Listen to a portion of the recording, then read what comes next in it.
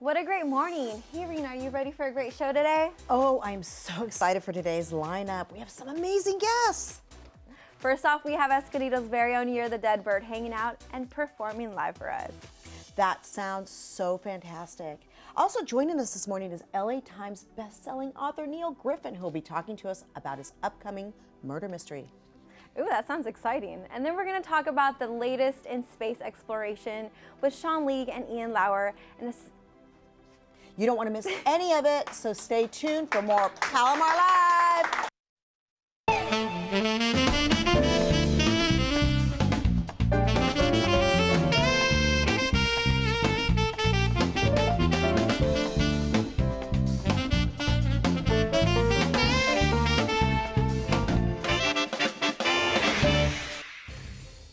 Did you miss us? Of course they did. Welcome back to Palomar Live. Starting tonight at Maricosta's College, the 12th Annual Jazz Festival kicks off with a rehearsal of the New York Voices, followed by a Q&A. The New York Voices have been together for over 30 years, and they show no signs of slowing down.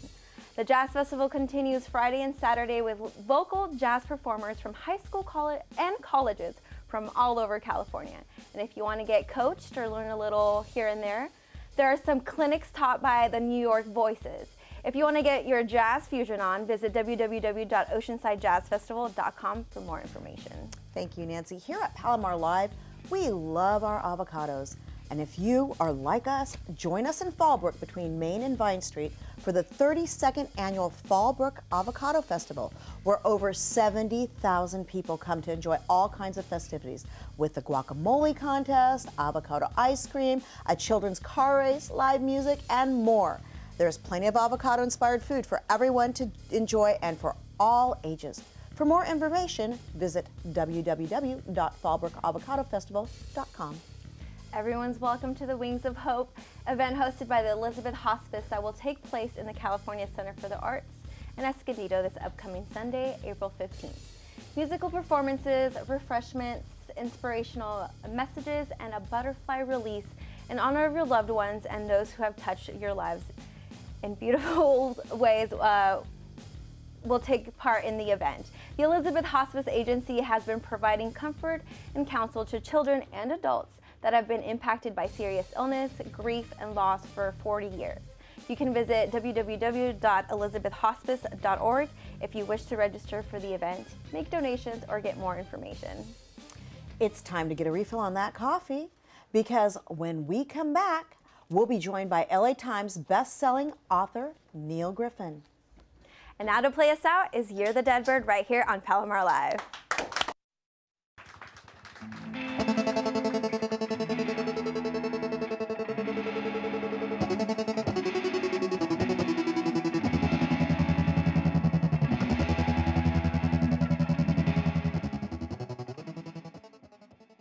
If you keep tanning, the effects of harmful rays will show up on your skin. Time may not be on your side. Learn how to protect your skin at spotskincancer.org. Every year, millions of young women try to change the skin they were born with and say they die for darker skin. Sadly, some actually do. Change your thinking, not your skin. Stop tanning. Learn more at spotskincancer.org. Think you found every hazard out here today? Think again. The spot you missed could be a killer. That spot on your skin could be skin cancer. If you're a man over 50, you're in a group most likely to develop skin cancer, including melanoma, the kind that kills one person every hour.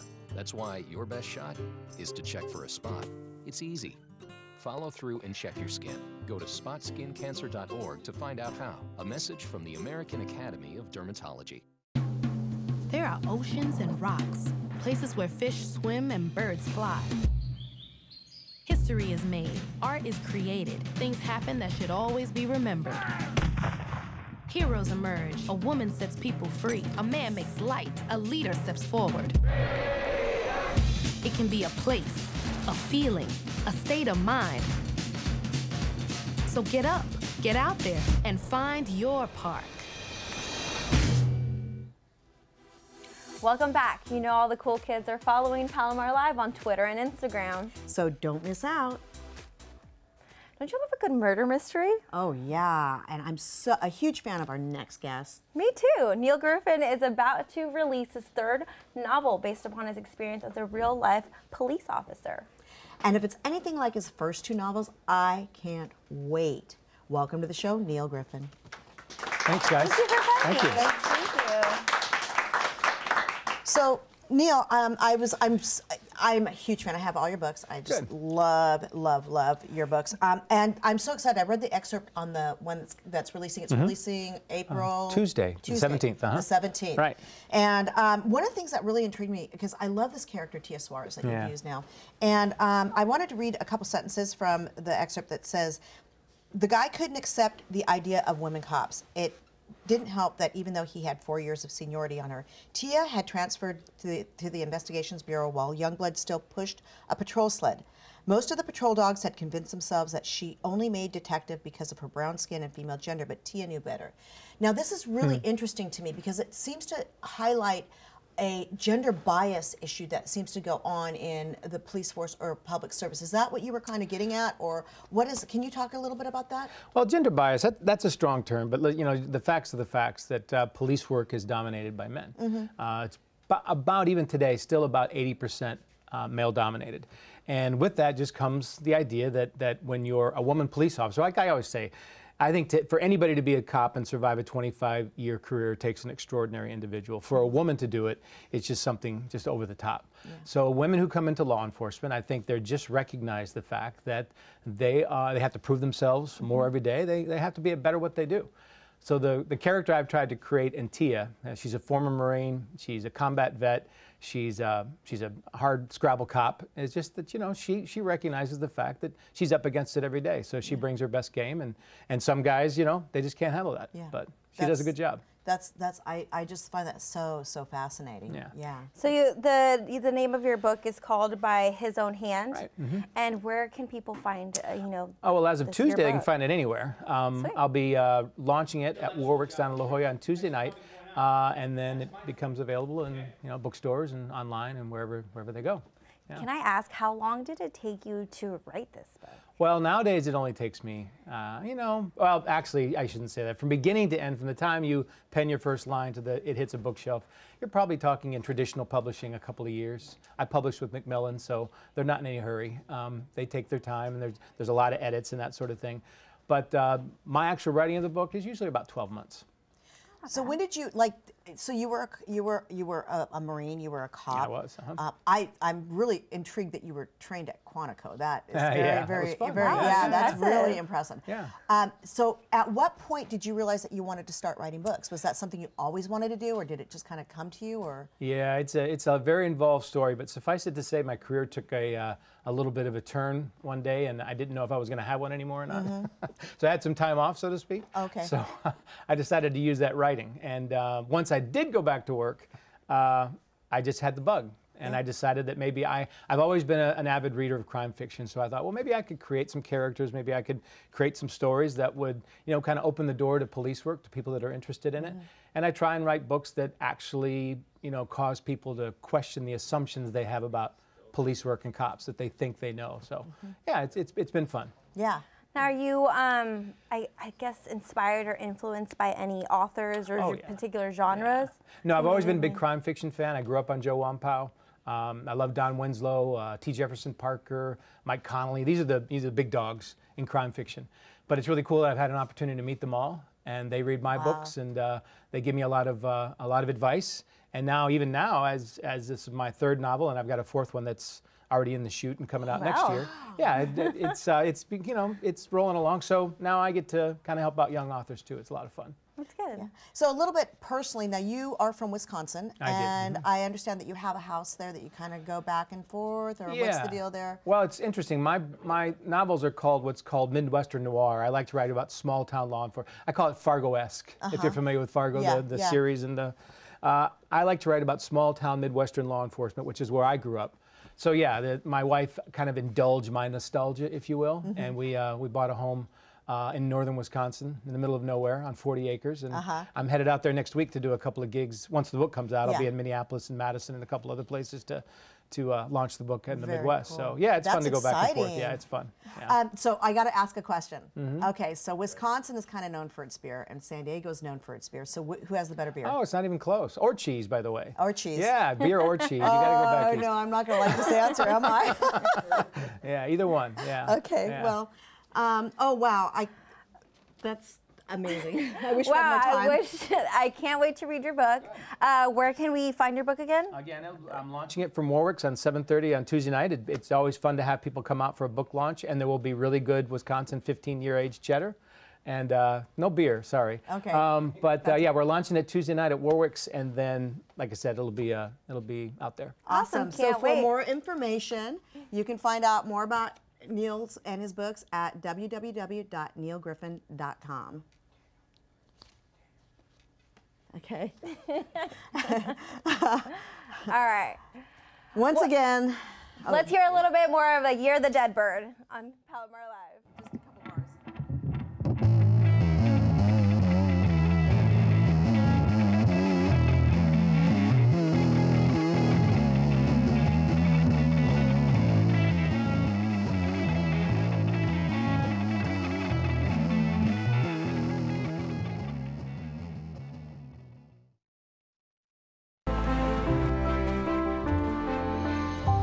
You are the national parks. And no matter who you are or where you come from, the parks are you too.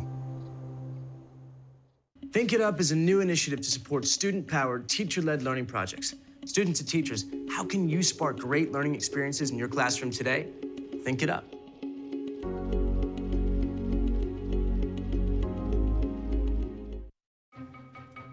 Me and my boy Matt had it good.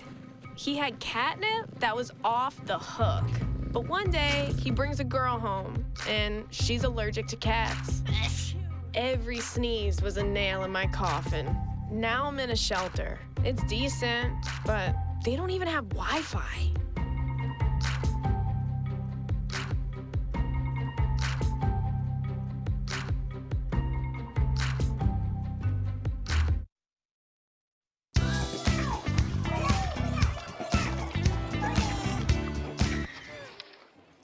Looks like it's done.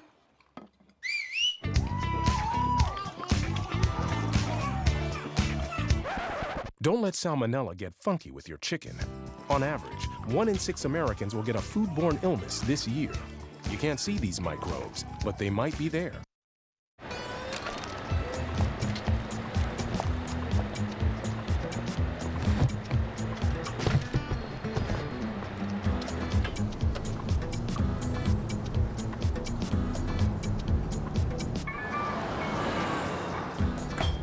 It's a short ride from your neighborhood to your naturehood. To find a neighborhood park or green space near you, visit discovertheforest.org. Hey, Rena, are you feeling a little spacey? you know, it must be because our next two guests are out of this world. Stay tuned because you don't want to miss astronomer Sean League from OptCorp Oceanside. And Ian Lauer. All this and more coming up on Palomar. Okay.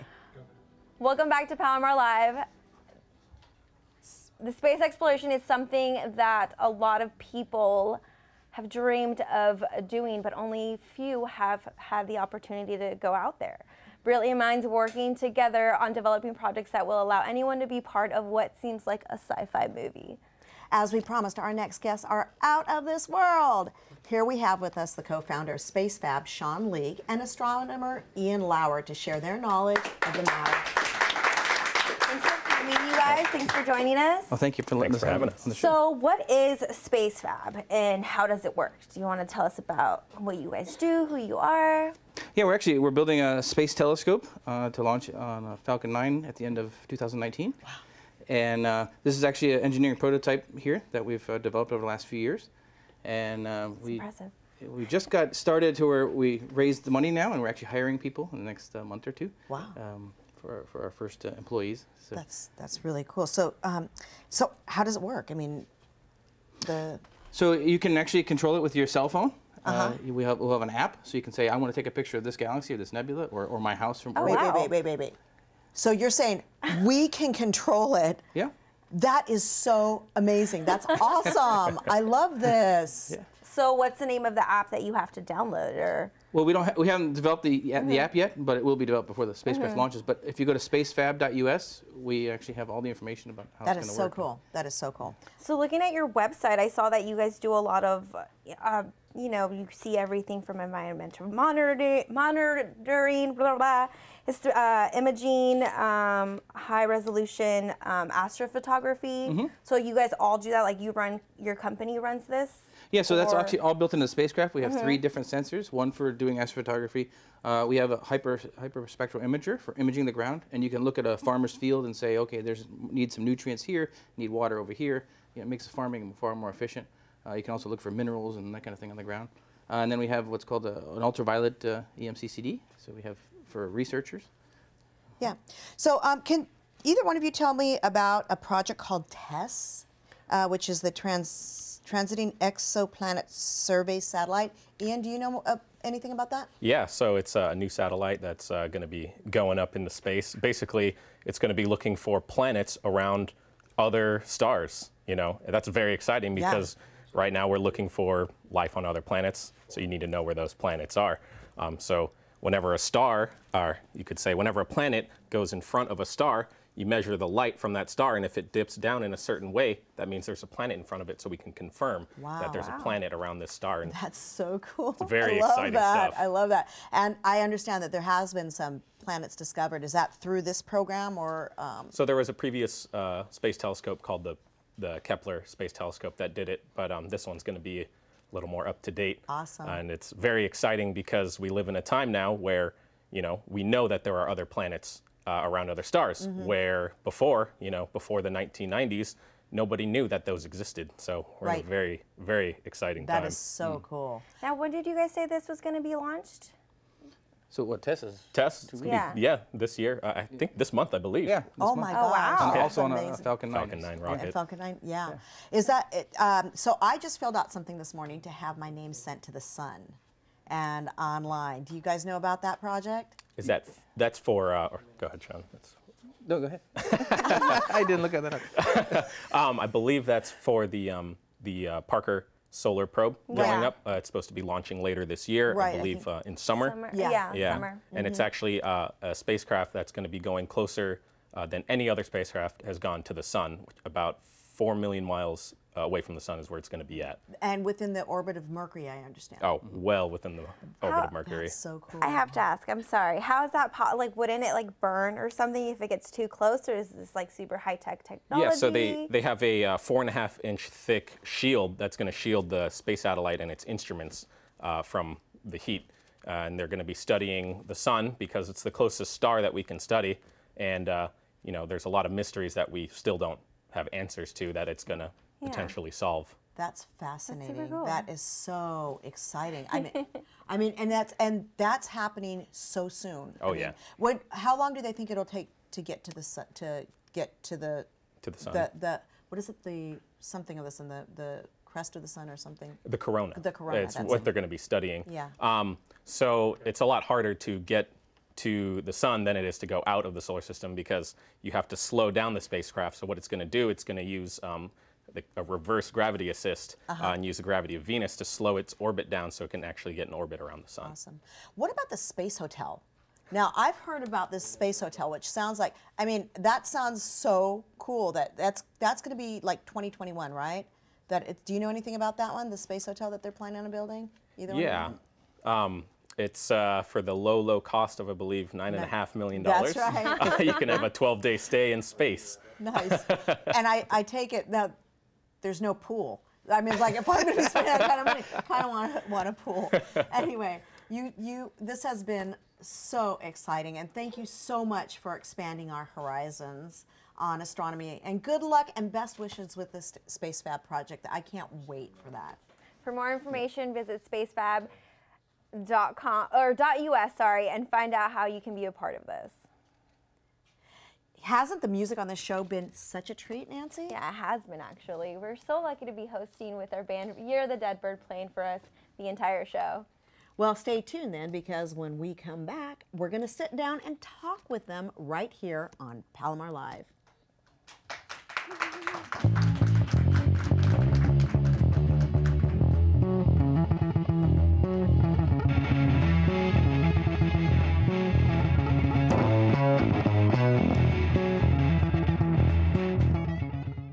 They said I have troll teeth. That my voice sounded like a possessed baby doll. That no one would ever love someone as stupid as me. That I was fat, ugly. Disgusting.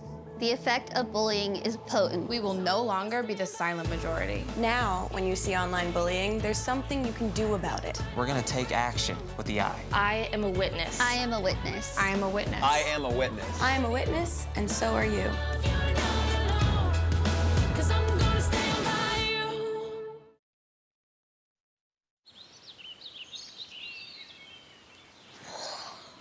Oh, look, a redhead. Staring contest.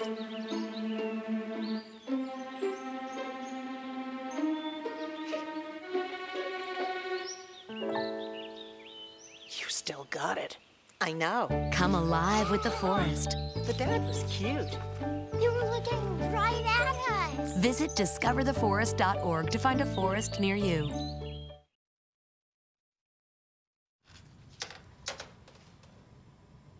Wow, these are really good. You act surprised.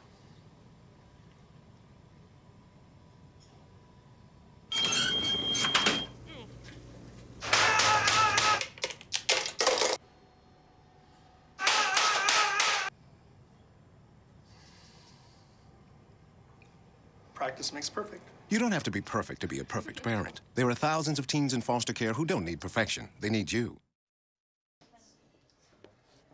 Hi, welcome back to Palomar Live. We are so excited to have our musical guests in studio. Year of the Dead Bird, and more with them is our host, Nancy Cordero, with Year of the Dead Bird over here. Oh, hi. Hi, hello. Thanks for joining us, you guys. I hear that you guys are like 2/3 of Year of the Dead Bird. Yeah, our drummer couldn't make it. He had work today. Here, So. I guess I'm gonna give you this. Tell us who you are, where you're from. We're Year of the Dead Bird. I'm Mikey. I'm Eric. Sorry. This is Mikey. My brother's name's Mikey. We're from Escondido, California. Well, he lives in Chula Vista now, and we play really weird experimental music, I guess. So. What's weird experimental like? It's pretty out there stuff. We try to be different, you know. Who are you influenced by, if you don't mind me asking? I grew up listening to a lot of Primus. So okay. Les Claypool is probably one of my favorite musicians, and or like Hella, or like Death Grips, or Terramellos, The Locust from San Diego. So pretty much that. That's right. A lot more, but I don't know what else to say. Yeah, a little bit of everything. No, you guys, thank you for joining us. I wanted to ask, because you guys just released your debut album, right? March 30th. It came out March 30th. Yeah. Do you guys want to tell us about it? What's it called? And I've heard you played a couple of cool shows and events and stuff. Do you want to talk a little bit about that? Yeah. So the album's just called Year of the Dead Bird. It's our debut album. It took us 2 years to record it. I'm getting it. Pretty, it's pretty intense. I don't know. Took a while. Yeah, we took our time with it, so hopefully people like it. We like it, so. Yeah. How long, if you guys don't mind me asking, how long have you guys been a band? Been playing and stuff together? I've been playing with the drummer, who's not here, since high school. So. That's a long time. Yeah, 10 years pretty much. So we vibe pretty well, and he's always been in the picture. So, yeah. It's been 5 years since. All together, yeah, with Eric in the band. And this is just your first album that you guys released, or do you guys have other projects and stuff online? We all do stuff on our own too. So yeah, I work on my own music as well. Yeah. Do you guys want to show us a little bit more of one of your songs? Sure. Here you have it. You're the dead bird.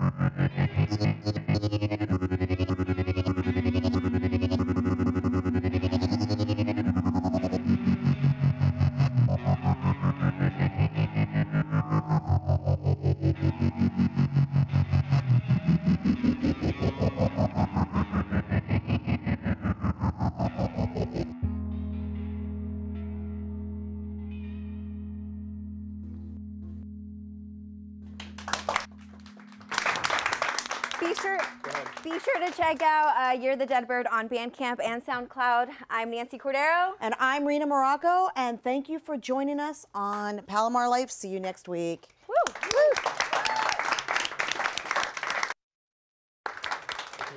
Woo!